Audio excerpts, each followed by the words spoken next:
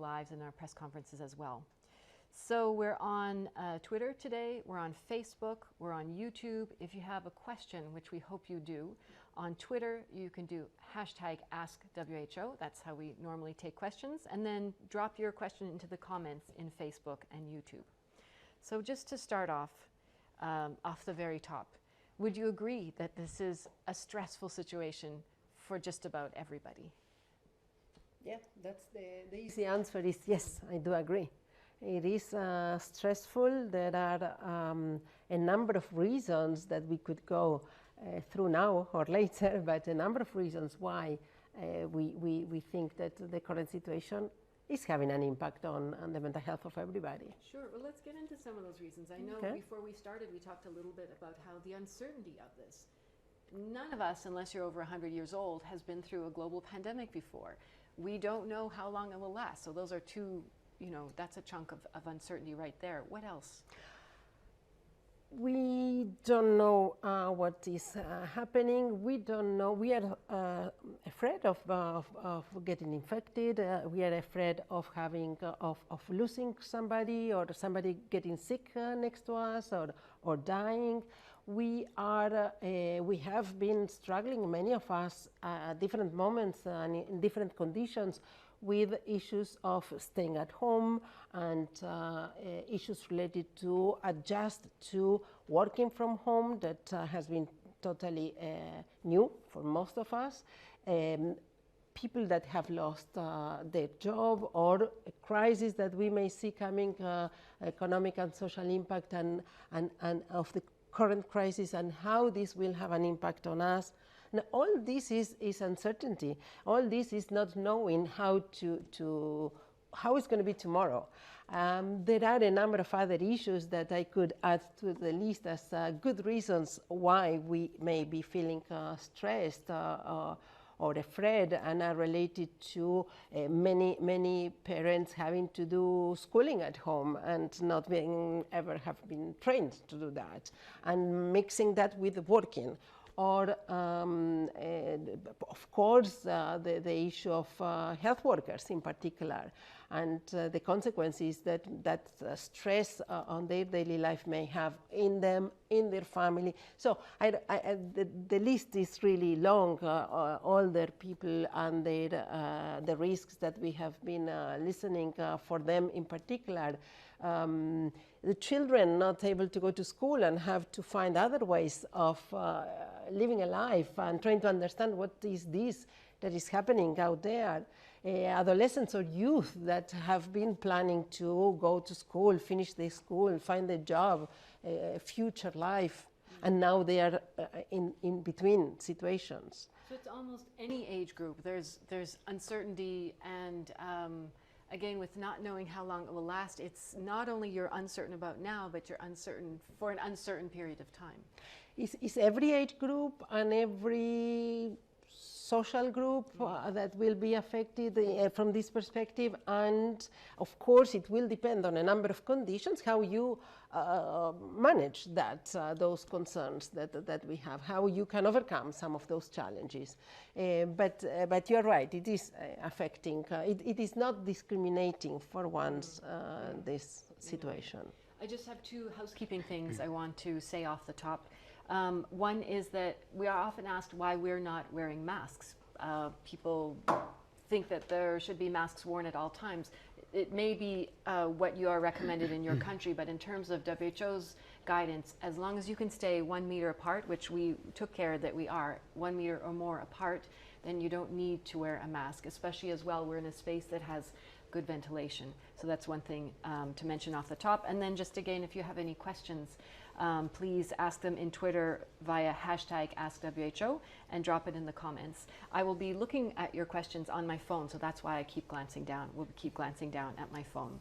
Let's talk a little bit about, we spoke very broadly about people in different situations. What if somebody already is living with a mental health issue? How is it for them to have these extra stresses? What are some things that we would suggest for people in those situations? Thank you for this question, because those are among some of the groups that are in a more vulnerable situation, vulnerable condition.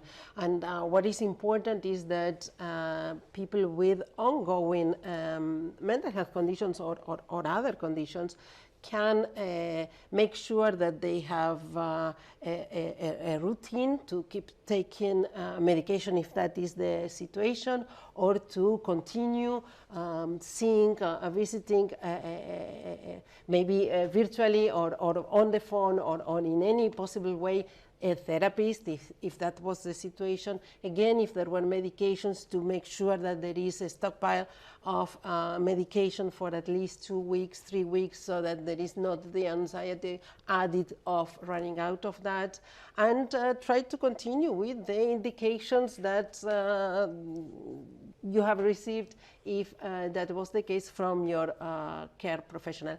It is important in any case of people with any kind of mental health condition to have somebody they trust to talk to, whether it is the specialist that has been taking care of them, or also a friend, a colleague, a relative, somebody, a family member that could be somebody we could reach out to get to express what's going on and to get some initial help or indications of where to go, how to manage it. Thank you. So that was speaking very specifically for people who already need to take medication because they're under medication, or to continue therapy if they're under therapy. We have a question from Twitter from Jim Roop. What is the most common way stress, anxiety, or negative mental health will manifest themselves? What do people say or feel or experience the most, and what can be done to help? So generally. That is a very difficult question to answer to, because there is a huge variety of ways the situation could manifest itself. The sufferance or the anxiety or the stress caused by the current situation could come up in a number of ways that it will be too long to list them all. But we are talking about anxiety, we are talking about challenges maybe to sleep, we are talking about difficulties to concentrate, we are talking about feeling sad, struggling to get up out of bed every morning, not being able to do what we were supposed to be doing, whether it is working, having fun, chatting with people. Any of these and all of them could be signs of something that is not going well. And in fact, in waves as well, you're not experiencing all of those things all at the same time, maybe a bit of this, a bit of that, feel better for a while and then feeling bad again, and so on. Yeah? Thank you. Yes, because the situation is changing, and we are learning every time new things, whether it is about the pandemic itself or whether it is about the most close environment or context we are living in. I mean, it can be that today I'm working from home, but tomorrow I'm going to the office, but day and after I don't know if I will have my job. So the school is open or the school is not open, and the implications that has with our kids. So all that continuous changing situation will generate different reactions on each one of us. And therefore, what can we do about it? And what tools? I know WHO has some tools and you've brought some with you, but what do we suggest people do to manage that? There are a number of issues that we recommend in general, and I will suggest also to go to our webpage and look at a page we created that is Being Healthy at Home, and there is a section on mental health, and there are some concrete tips about things that could be done, like make sure how and when you get the information that is relevant for the current situation. You need to know what's going on, but try to make sure how frequently you get those news and from which reliable sources you get those news from. It is important to stay socially connected, whether it is respecting the physical distancing that is needed. So whether it is in your family context or through the media, it is important that we try to avoid as much as possible negative coping mechanisms such as alcohol or drugs of any kind. Any excess on that will worsen our mental well-being. It is, we have some other concrete tools that I brought here, and one is this that about how to manage stress. And this is something that doing what matters in times of stress is an illustrated guide, and I hope I can show something without making a confusion about the very easy way of using it. And there are very concrete recommendations and exercises that we can do on our own. There are some audio recording also to help. And if we do that every day on regular basis, at some point we will incorporate them and will help us to manage stress, for example. There is also a very nice book, a storybook that we developed for children between 6 and 11 years old, that was done consulting over 1,000 children and carers, parents, etc., and describes through a story how to explain to children of that age what is going on with COVID. And there are videos, and it's translated in over 100 languages, and videos were developed to show and educate our kids about the current situation and help them deal with their fear as well. We have more. Yes, we have more. We'll draw, as I said, we'll drop those links into the comments. Our colleagues working behind the scene will do that for you. Maria, you've talked yourself about being a parent sometimes. So there's you as a human, but then there's also you as the scientist with all the uncertainty that you're living with as a scientist as well. Which one do you want to talk about with us a little bit today? I mean, I can talk about either, but I don't always get to separate the being a parent from being a scientist. In fact, some of the hardest scientific questions I've received come from my son, which are honest and direct and very difficult to answer. And as you said, it's a difficult situation for everybody. I think the first thing I just want to say is that this is difficult for everybody. Everybody is going through this, and it's new, it's challenging. We don't have a complete playbook of how to go through this. And I think for me, in my daily life and talking with my family and my friends, it's to acknowledge that it's okay to be not okay right now, and say, and be able to talk about it. And as you said, find someone that you can talk to that you trust and that you respect and that you get good information from and that you could be vulnerable with. I mean, I think all of us want to project a very strong and together persona, and we are, but it is important that we have opportunities where we can express concern and we can express vulnerability and talk through that. And especially with kids, like I have 2 kids. The younger one is a baby, and so he's a happy little guy with his cars. But my older one, this is challenging because his daily life, as ours, are completely disrupted. So the routine that he had and the routine that all of us have, no matter what age you are, is different. And one of the things that I find most helpful for everybody is to set a routine. So even if you don't know every day what it'll look like, and if this week will look like the next, set that routine. Get up, do your normal getting ready for work and or getting ready for school, or get ready for the day, and then have some kind of a routine that makes you physically active, whether even if it's something exercise or relaxing at home. Do things that you need to do, but do things that make you happy. Even though it is concerning and the news is quite challenging, I would recommend not watching as much news as keep it to reliable sources. But there's such a bombardment of information. But do things that every day do something that makes you happy. Yeah. Whether it's reading a book or listening to music or calling your friends or talking to your friends, because we want physical distance, but we still want people to be socially connected. So there's still ways to continue to do that. And I cannot stress that enough, of being socially connected even when you have to be physically distant. It's just, keeping that connection is really, really important. One of the things I've noticed is that you can tell that other people are going through the challenges, even from the memes you're seeing online. You'll see people talking about crying, bouts of crying, wanting to lie down on the floor and just take a time out. And I found that myself very reassuring to know that other people are well, it's not great, but other people are feeling the burden as well. And it does show you that these behaviors that you're seeing are shared globally in a way. So this question is in a way related to that. Is there anything positive that could come out related to mental health services because of the pandemic? Is there a way, we've talked about building back greener, building back better in health systems.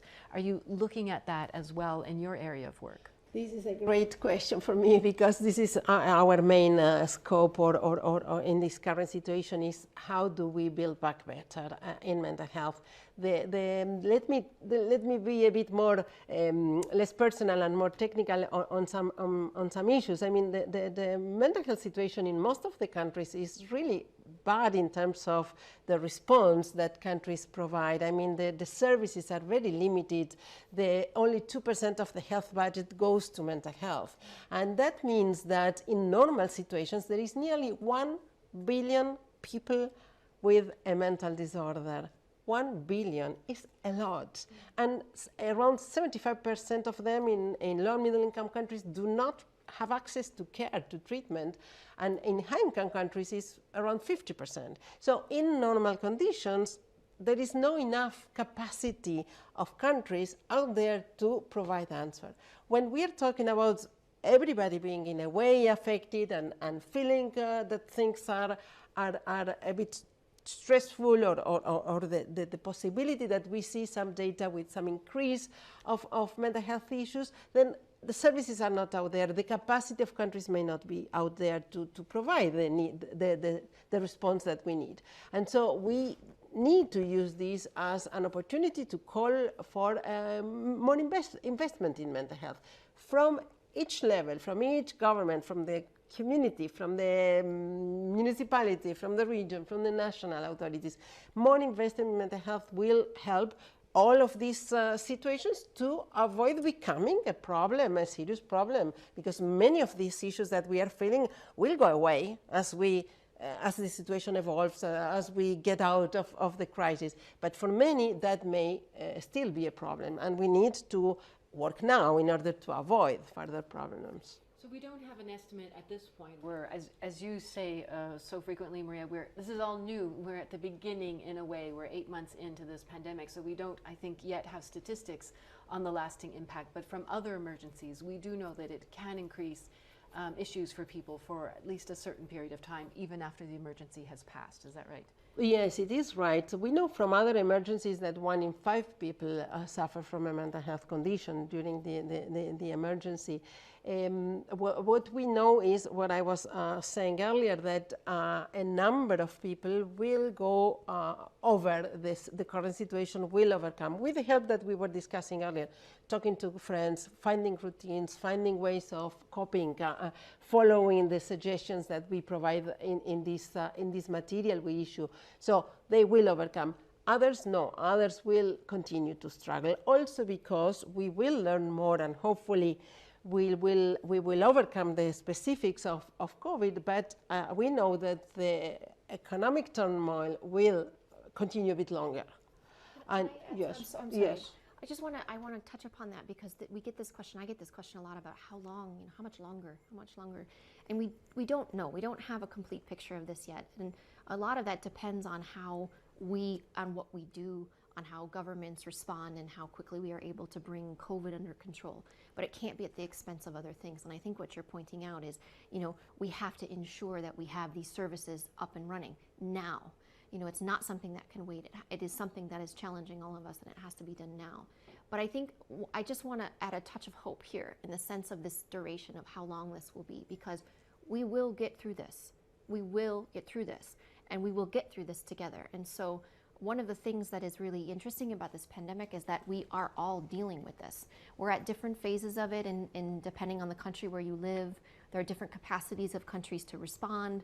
There are different levels of success, and we will see success and we will see some setbacks. But the entire collective global community is focused on this and fighting towards this, and we will get through it. It is going to be challenging, and no one is saying that won't happen, but we will, and we will get through it together. And I think that common goal and that commonality in it is helpful in a way. Yeah. It doesn't negate that people really need professional help. And I think one of the things we've seen with other essential medicines that have been disrupted is that there's other ways you can have the therapies. And speaking from my own experiences with families, there's ways that you can do therapies through telemedicine and through different Zoom or different whatever facility it may be to have that professional level help. And I don't know. This is a great opportunity for me to comment, if it's okay, but according to the questions, I mean, because one of the most powerful tools and instruments we have in the mental health sector is talking. And that can be done without any impediment right now if one has access to a phone. Even the old traditional phone could work. Or if we put in place a system, a program in the community, training somebody in the supermarket that will be able to identify when something may be going wrong, or to have somebody to refer to. I'm not banalizing, the problems can be serious, and we need specialized professionals in some cases to take care of. But many others do not need that level of specialization and can be taken care of if we are prepared for that. For example, we are witnessing or being told about colleagues putting in place systems that are like that, telemedicine, things that we hope in the future will continue, because they are needed still, even when everything will be back to normal. So-called normal. You're touching a bit on this one document we have called Basic Psychosocial Skills, which is a guide for COVID-19 responders. That's exactly what you're saying. It's people who are frontline workers because they work in a supermarket or because they are a nurse or a doctor or other healthcare worker. So we actually have some guidance that we'll drop in, hopefully, in the comments as well. So you've touched on the chance to reshape and build back better. That was a question from Steve Appleton on Periscope. And we also had a question from Karen Arteaga, which was about how we will deal with the crisis afterwards. And you touched on that, the importance of investing as well. We have a question from Facebook on what employers can do to help their employees deal with the stress and the anxiety. So we've talked about what we can do for each other, what we can do within our communities, but what can, in a more structured way, what can employers do to help their staff? This is a very important question, and there are a number of actions that could be done right away by any employer, that are related to understanding and accepting that what is happening to everybody, and that we all may need some adjustment to how things were before. So it is important for employers that have contact with the employees and follow up what's going on with them. It is important that if there is, for example, teleworking, that there is a regular contact and not only to make sure that things are being done. It's not a control issue, but it's in order to provide support if it is needed, guidance on how to get back to the routine that we were discussing earlier. It is important that in some contexts that are particularly stressful and demanding in terms of first responders, etc., that there is consideration about how the shifts are organized, how we make sure that there is some time in between to exchange and somebody to talk to, whether it is a peer or it doesn't need to be necessarily a supervisor, but generate those possibilities to talk about what's going on. I'm thinking particularly in this moment about healthcare providers, right? But for everybody. It is important that we provide basic tools for those managers to learn what to do, because not everybody knows how to deal with a new situation, as we said. So in the guidance that you mentioned, the basic psychological interventions, there are some specific tools about how to improve a bit communication skills and how to listen better to the employees and current situations or challenges each one may face, and be a bit more tolerant, be a bit more flexible, be kind and not discriminating anybody. I think that's a key issue right now. And what about the idea of modeling some of that behavior as well, in the sense that showing that you yourself, even though you're the manager, may be having difficulties as well? I think you also might think, no, I need to be very strong so that the whole company knows that I've got this.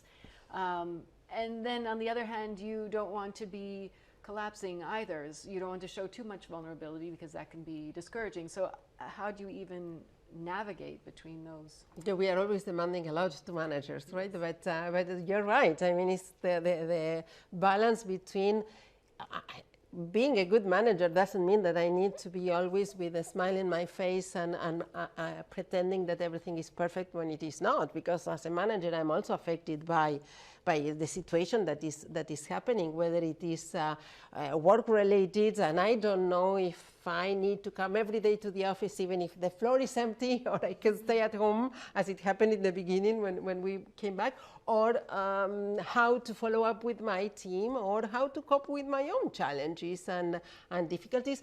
We've been saying the importance of working at home and how to make a routine and how to make sure that your day begins and ends with your working time. Okay, my challenge has been how to make sure that I was taking care of this. My husband sometimes reminds me, you say people need to take care of that and you don't. So that is also part of accepting that we are all together on this, in good and bad. So we need to learn from each other and be supportive. Maria? Yeah, I just wanted to touch upon the frontline workers and the support frontline workers need and the challenges that they've been. I think, we've said everyone is going through this, but I think the stress on frontline workers, health workers, all over the world, but particularly in countries that have had really intense outbreaks, some that have worked in wards where they're dealing with incredibly sick patients, with many people dying, that takes a tremendous toll. And we are seeing through the feedback that we've received from countries, somewhere between 10 and 20% of cases are being reported among frontline workers, health workers, for various reasons. But I think one of the things we're seeing is the psychosocial impact and the stress impact on health workers cannot be underestimated. And we need to have systems in place to provide them the psychosocial support that they need to make sure that they have adequate rest periods, to go in and out of work, making sure that they have the appropriate PPE and so that they are protected, the appropriate training, not only just the psychosocial support, but the equipment and the training that they need, because these are incredibly stressful times. And that can't be underestimated. So we're seeing more and more reports about the impact that it's had on health workers, some of whom have had to leave their jobs. So I just wanted to specifically mention the frontline workers. And if I may add, because it is definitely an area of concern for everybody, for all of us, is that at this point in time, after months of being on this situation, we need to make sure that everybody gets that advice that is needed for managers, for them. The issue that I was mentioning before about peers, about discussing. We don't want personnel dealing with this so critical situation being too stressed. They need to be okay to take care of themselves in order to be better positioned to take care of the patients they have in front of them. And in order to do that, everybody can contribute from the whole system. I mean, in the hospitals or in the health system in general. And also the community has to be called here, because we have been seen or hear about discrimination about people, and that adds to the stress they already have and the workload they already have. They need also to be concerned that themselves or their families are being discriminated, stigmatized when going back home. And that is something that we all need to think about and try to see what we can do to change that situation. This is a question that relates to the idea of stigma as well. It's a question on Twitter from Zulfa. Many people with COVID-19 are suffering stress, the people with the disease or who have recovered from the disease, because of stigma. What policies should be strengthened to support them? How do you support people who have had COVID? So we were talking about the healthcare workers and how to support them, but then there's also the stigma that can come afterwards for people. And it's not just with this disease, we've seen it in other contexts as well. I think that what is happening now is one good way of fighting the stigma, and I'm referring to communication, to make sure that everybody knows what it is and what it is not, the situation that the person may be going through. I said it before, also be kind and be supporting and don't discriminate. I think it is very important. The person that has gone through COVID has already gone through the sufferance of the disease itself, physical sufferance, the mental sufferance, the fear of not knowing what was coming, the fear of not being able to predict what was the future, fear of dying, the loneliness, maybe the being apart from family members, being isolated, a number of issues. And now that it's over with that, we need to do whatever is possible in order to build back in this case the security, being the. I'm sorry, I'm trying to talk about what the person needs to go through and what the others, but for the person themselves is important to go through slowly the life as it was before, or what is in front of us right now, and try to gain back the confidence of finding your role and your situation, and that will itself be a way of fighting that stigma, when we can show that there is nothing to be afraid of because of having had a condition like COVID-19. So this one I think is good. Yeah. Good to go to you, Maria, because I think people right now are starting to hear. We thought it might be possible. People are starting to hear examples of reinfection. And so that would be scary for someone who has had COVID to think, "Am I going to have to go through this again?" And it could be scary for people around them thinking, "Oh, we thought this person was cured, and now they might be sick again." So just to reiterate the point that we all have to continue to take precautions, whether you're a recovered patient or someone, all of us at all times have to live this new normal. But what could you say on reinfection and those question marks around that? Yes, so I will answer the question on reinfection. I just want to mention briefly on the question of the patients who've gone through COVID, because last week we had a really important meeting with some patient groups. I reached out to some groups last month of patients who have recovered from COVID but are still dealing with long-term effects. And so it's still early days in terms of our understanding of this virus and the disease that it causes. So I reached out to this group called Long COVID SOS, and they helped me and us to reach out to other patient groups. These groups are just starting to form. And what we heard from them, we listened. I mean, the point was to say, tell us, what you're dealing with and what the challenges are. And what they were asking for was, first of all, recognition, that this is a thing. This is something that many people are going through. The second is rehabilitation, and not just for the physical and the biological impacts of this, but also from mental health and from stigma. And the third is research. How do we look at what needs to be done in this patient population? So we heard them loud and clear, and we have, a way forward. We have a rehab group and we have a mental health group, but it's something that we need to continue to look at. So we are looking at this and making sure that those that need help will get the help that they need. And we will work with our member states, because it's how we work with countries and how we work with governments to ensure that those services exist. But to specifically answer your reinfection question, so this is also a question we get a lot. So what we understand is when someone is infected with the SARS-CoV-2 virus, this virus that causes COVID-19, is that an individual develops what we call an immune response. Their body develops a response that protects them from reinfection. And we are seeing this through a number of studies that are being conducted all over the world. Whether you've had asymptomatic infection, meaning you haven't had any symptoms at all, but you may have had a positive PCR test, or you've had very severe disease, you will develop an immune response. What is not completely clear right now is how strong that immune response is and for how long it will last. So we have an example that was reported on Monday from Hong Kong of an individual who we believe is the first example of reinfection, that is documented reinfection.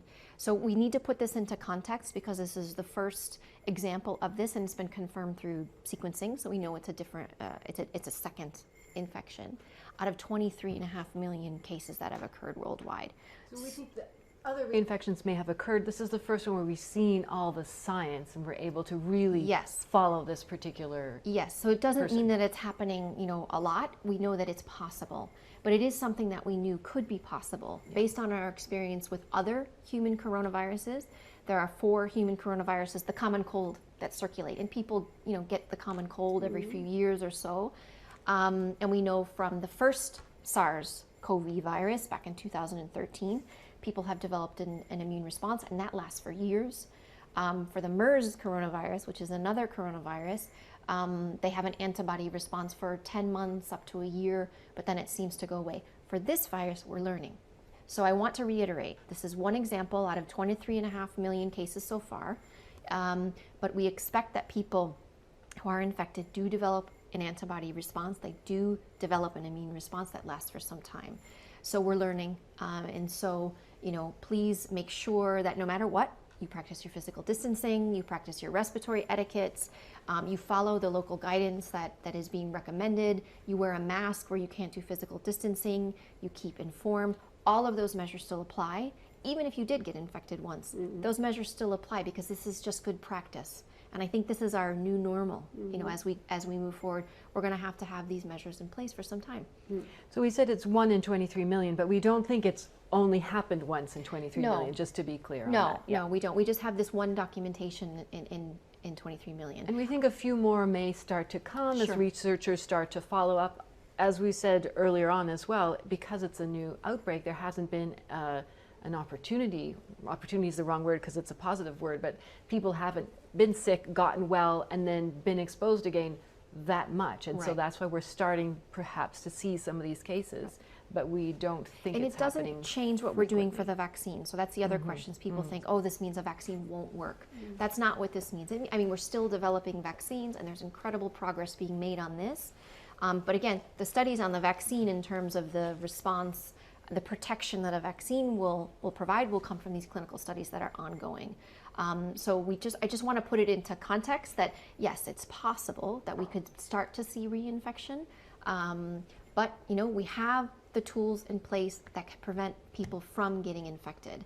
And I think if anything, I want people to really understand that they have power in themselves, to be able to prevent infection from them, for them getting infected, and they also have the power and responsibility to prevent that passing to somebody else.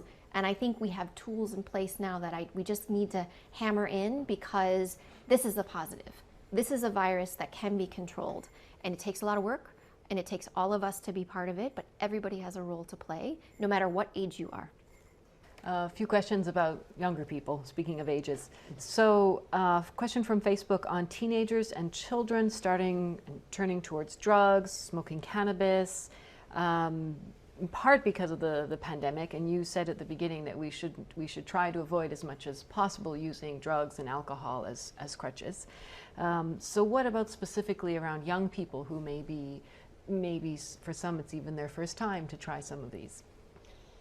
Well, I think that it's not very different than what one would do in other conditions, in the so-called normal prior to this, which means I think in this context it is important that we try to talk to those young people, and whether it is in the context of the family or however we relate to them, to understand what is going on. Let's talk about what's happening, because if somebody was planning, I have plenty, and I'm sure we all have plenty of examples of kids that were, I was finishing my school and I was planning to do this, and then I was going to work, and I was planning to travel, and I was planning to do. So all that has an impact when it has to be interrupted, and there's uncertainty we discussed earlier will have a stronger impact if you are in the middle of an age that is per se difficult, which is when you are growing and you don't know what you will be in the future. In this current situation, well, that future is more uncertain than ever. So it is very important that we approach those young people and ask what's going on, and how are you feeling, and how can we help whoever we are. there are also a number of tools out there. There have been a number of webinars and meetings organized by youth, for youth, in order to explore this specific situation. So always the communication among peers is very important. And